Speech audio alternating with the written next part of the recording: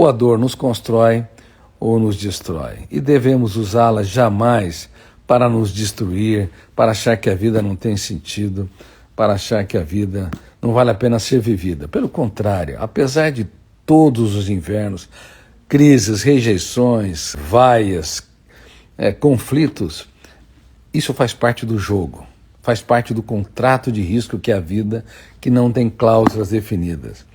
Não tenha medo da vida. Tenha medo sim de não vivê-la intensamente. Não tenha medo do caminho. Tenha medo de não caminhar.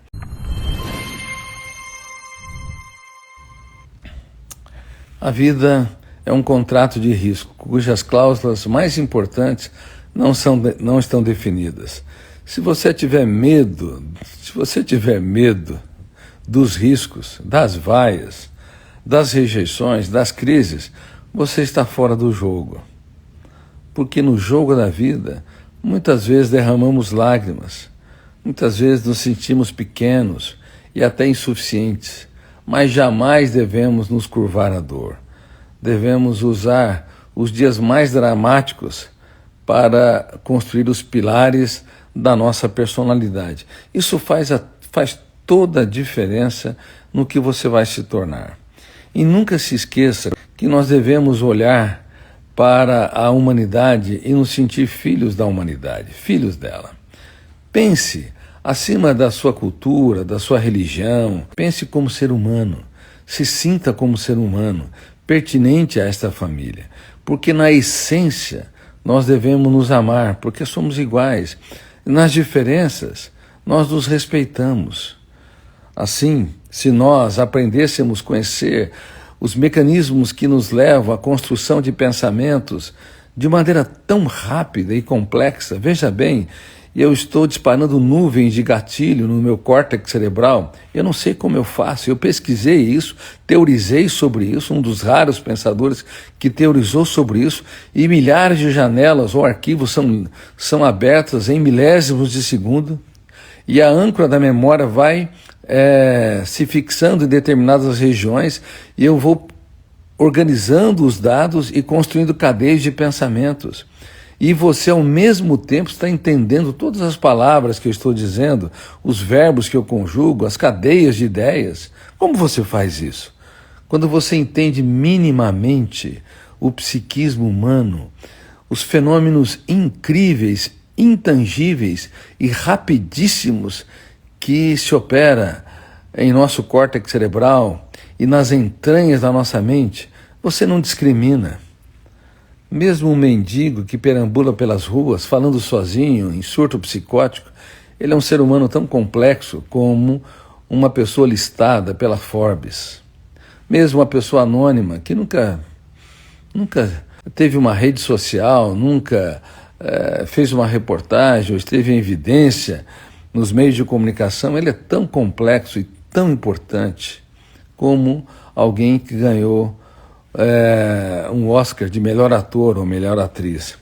Mas nós, seres humanos, somos especialistas em nos discriminar. Somos doentes, uma espécie doente, porque pesquisamos do pequeno espaço ao imenso, do pequeno átomo ao imenso espaço. Exploramos milhões e milhões, bilhões de fenômenos, mas exploramos muito pouco a nossa mente. Em destaque, exploramos muito pouco o processo de construção de pensamentos e a formação da consciência. Mesmo grandes pensadores como Freud, Piaget, Vygotsky, Kant, Hegel, e na área da filosofia, os existencialistas como Jean-Paul Sartre, Merleau-Ponty, Kierkegaard, tantos pensadores usaram o pensamento para construir suas teorias, mas não tiveram a oportunidade de estudar detalhadamente os próprios pensamentos. Claro que se Freud tivesse estudado essa área, ele daria-lhe mais liberdade para Jung e Adler criticá-lo quanto à teoria da sexualidade. Se Einstein tivesse estudado a mente humana numa perspectiva profunda e não apenas estudado esse universo tão sofisticado que é o mundo físico, ele não teria internado um filho num manicômio porque teve surtos psicóticos e raramente o visitou, talvez tenha o visitado apenas uma vez, não o teria abandonado. Se nós estudássemos a mente humana num nível mais profundo, não sepultaríamos os nossos amigos de infância. Nós, de vez em quando, ligaríamos para eles. E você sabe que, de vez em quando, eu faço uma surpresa. Eu ligo para amigos que eu não vejo há décadas. E eles não entendem por que eu ligo para eles. Porque eles são importantes para mim. E ainda assim, sepulto muitas pessoas.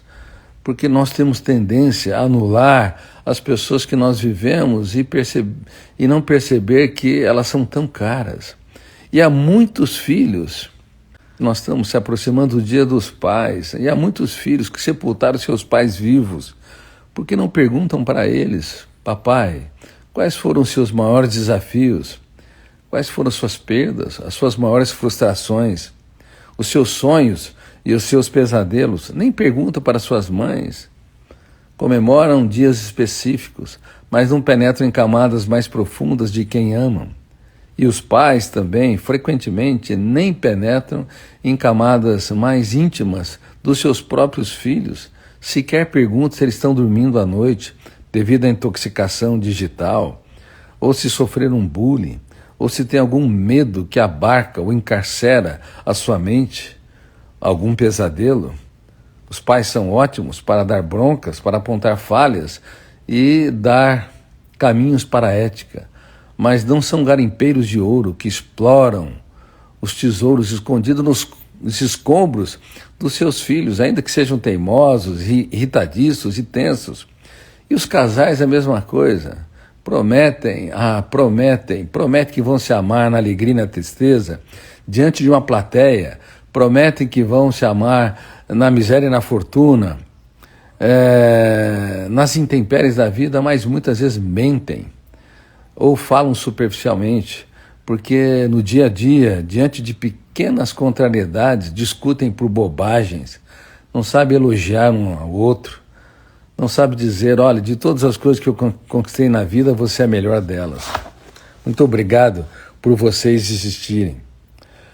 Não sabe sequer fazer 3 elogios por dia para quem ama. Não sabem perguntar aonde eu errei e não soube.